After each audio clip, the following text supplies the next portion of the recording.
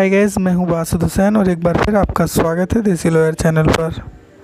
आज हम बात करेंगे उन पति पत्नियों की जिनके बीच अक्सर किसी न किसी चीज़ को लेकर विवाद होता रहता है, यहाँ तक कि लड़ाई झगड़े की भी नौबत आ जाती है। और इस स्थिति के अंदर पत्नी अपने मायके चली जाती है और पति को हमेशा ये डर सताता है कहीं उस पर वो कोई केस दर्ज ना कर दे। तो आखिर पति के पास ऐसे क्या राइट हैं, क्या कानूनी तरीके हैं जिनका इस्तेमाल करके पति अपनी पत्नी के केसों से बच सकता है और अपने परिवार को भी बिगड़ने से बचा सकता है।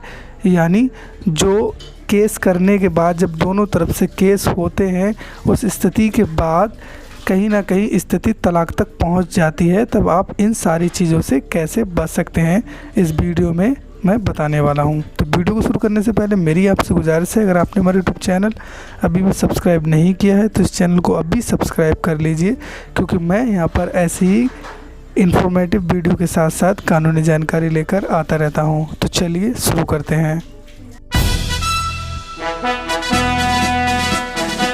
यदि आपकी पत्नी बार बार मायके चली जाती है और कई कई दिन नहीं आती है, यहाँ तक कि कभी कभी महीनों गुजर जाते हैं और आपके पास नहीं आती है, और इस बीच अगर आपको अंदेशा होता है कहीं वो मुझ पर कोई केस ना कर दे, तब आप उसके इन केसों से कैसे बच सकते हैं और आपके पास ऐसा क्या अधिकार है कि आप अपने परिवार को टूटने से बचा सकते हैं।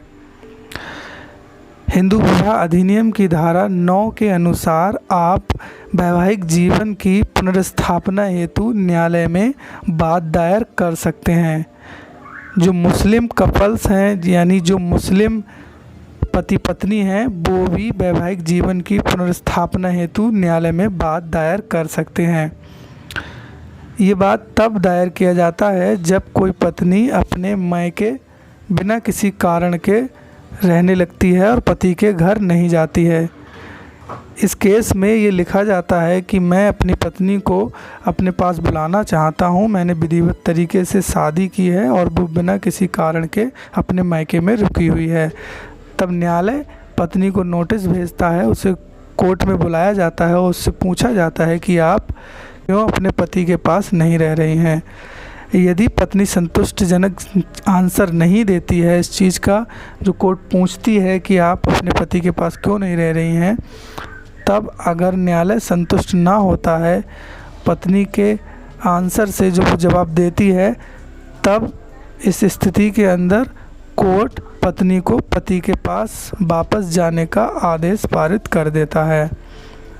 और अगर मान लीजिए आदेश पारित कोर्ट नहीं भी करता है, आपकी तारीख लग रही है आगे, कंटिन्यू आप इस केस को चला रहे हैं और आपकी पत्नी भी मना कर रही है जाने से घर पे, तब ये केस आपका आगे चलकर बहुत फ़ायदेमंद साबित होता है। इसके बाद अगर आपकी पत्नी आप पर मारपीट का केस करती है या फिर डाइवोर्स का केस करती है या फिर दहेज का केस करती है कि आप बार बार दहेज की मांग कर रहे हैं, इस तरीके से जो भी केसेस होते हैं ये केस करती है आपके केस के बाद, तब आपको उन केसों का ज़्यादा कुछ डर नहीं रहता है। इस केस की वजह से आपको काफ़ी सारे फ़ायदे मिलते हैं, यानी आपको कोर्ट समझता है कि आप गुनहगार नहीं हैं, कहीं ना कहीं आपकी पत्नी की ही कमी है। तो इस वीडियो में बस इतना ही। उम्मीद करता हूँ ये वीडियो आपको अच्छा लगा है। अगर ये वीडियो आपको अच्छा लगा है और इससे आप कोई जानकारी सीखे हैं तो इसे अपने दोस्तों के साथ शेयर ज़रूर करें। अगर आपकी कोई क्वेरी है तो आप मुझे कमेंट बॉक्स में बता सकते हैं। तो मिलते हैं अगले वीडियो में। Thank you watching this video.